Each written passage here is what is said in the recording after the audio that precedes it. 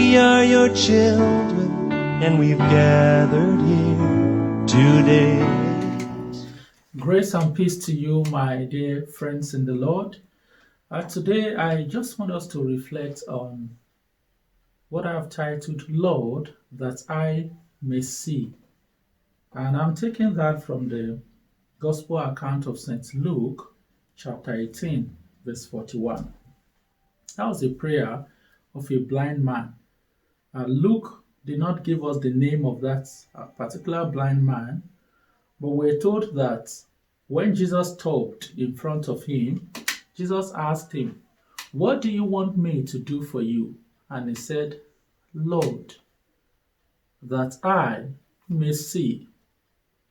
So this blind man, even though he prayed for the restoration of his physical sight so that he could see and appreciate the beauty of God's creation, I find in those words a very powerful prayer, Lord, that I may see. We also need to continuously ask God to open our eyes, but not just our physical eyes, but our spiritual eyes, so that we may see the wonder, the beauty, the goodness, the works of God at work in our lives. St. Paul, in his prayers, in his letter to the Ephesians chapter 1 verse 18 says, "I pray that the eyes of your heart may be opened." The eyes of your heart may be opened in order that you may know the hope to which he has called you, the riches of his glorious inheritance in his holy people. So we need to pray that the Lord opens our eyes so that we may see. We may see what? I want us to reflect on 5 things that we need to constantly ask God to open our eyes to see. Number 1, to see who we are in God's sight. Who am I in God? One of the temptations of the devil is to try to make us feel worthless, like we are nobody. But the Lord has created us to be important. Isaiah 43 verse 1 says, "You are mine." So you are a child of God. 1 John chapter 3 verse 1. Think of the love that the Father has lavished upon us by letting us be called God's children. You are a child of God, loved by God, sanctified, adopted, redeemed, special. The prophecy of Zechariah chapter 2 verse 8 says, "You are the apple of God's eye." But more importantly, you belong to God. We need to ask God to open our eyes to see who we are, how special we are to God. Number 2, we need to ask God to open our eyes so that we may see and understand what God is doing in our lives. There are things that might happen to us and we'll feel like, this is a tragedy, this is sad, this is bad.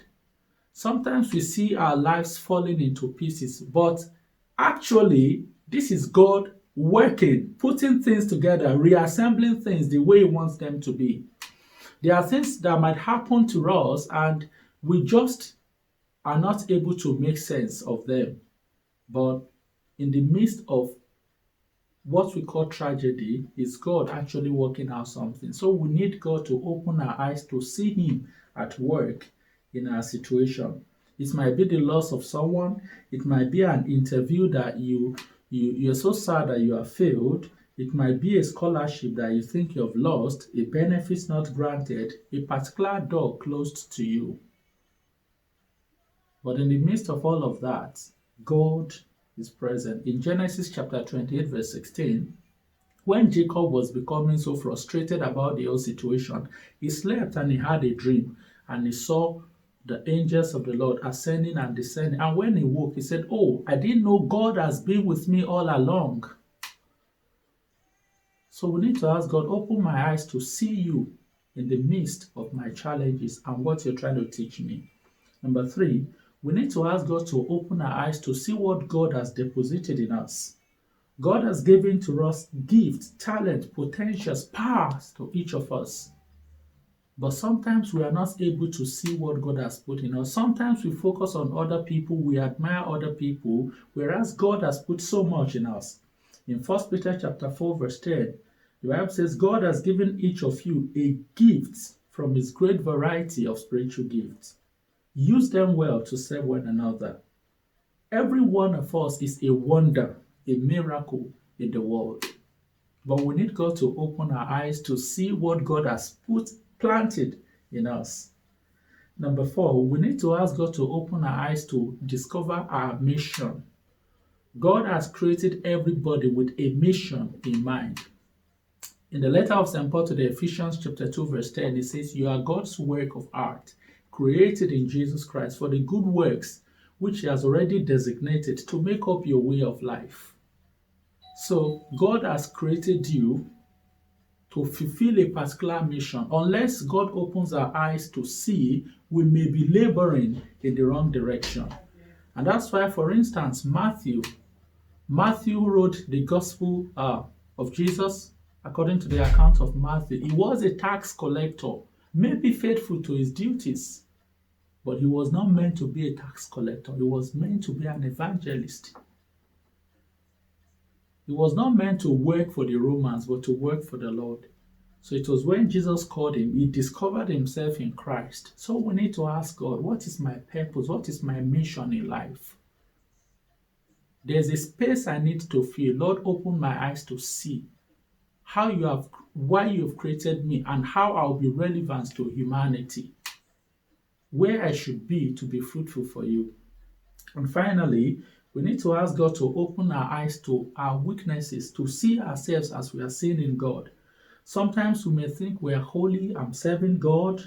Sometimes we see others as hypocrites, or they are too judgmental, they are too critical, they gossip and all of that. But many times we do not see ourselves. We do not see our own weaknesses, our own faults. We do not see areas of our lives that God is calling us to fix and to make amends. In Revelation chapter 3 verse 13, this is the judgment of God to the church in Laodicea. "You say, I'm rich, I have acquired wealth, and do not need a thing, but you do not realize that you are wretched, pitiful, poor, blind, and naked." So sometimes we think we are okay, we're serving God, we're all right. But is that how God sees us? So we need to ask God, Lord, open my eyes to see myself, to see areas you're calling me to change, to make amends, so that every bit of my life may be pleasing to you. And so we just pray today that, Lord, we open our eyes to see the wonder that we are, to see our space in creation, and that the Lord will open our eyes to our weaknesses so that we may become better and we may glorify God every day of our lives. Thank you so much. God bless you. Have a wonderful day. Peace be with you. Hear our cry, Lord, we need your mercy and we need your